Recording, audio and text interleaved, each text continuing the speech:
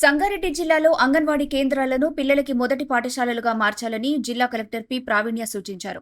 పోటిరెడ్డిపల్లి గ్రామంలోని అంగన్వాడీ కేంద్రాన్ని అకస్మాత్తుగా సందర్శించిన కలెక్టర్ అక్కడి ప్రీ ప్రైమరీ బోధనను స్వయంగా పరిశీలించారు.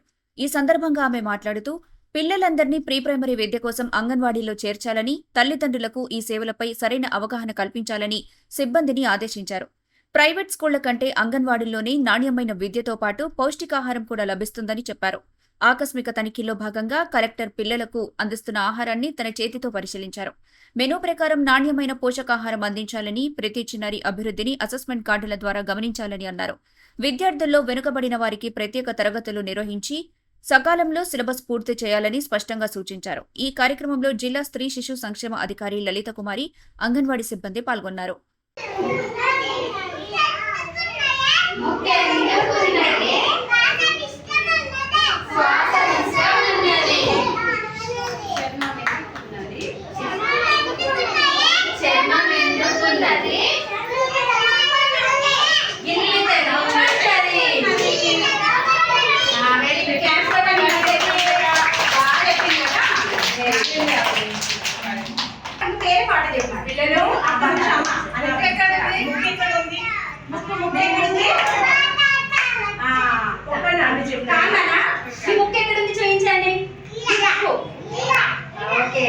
మరి చెవులు ఎక్కడున్నాయి?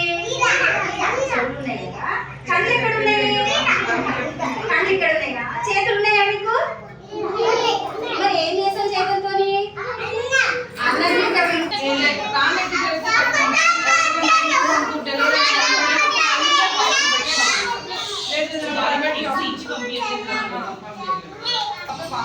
పెట్టుకోండి అందరు ఇట్లా.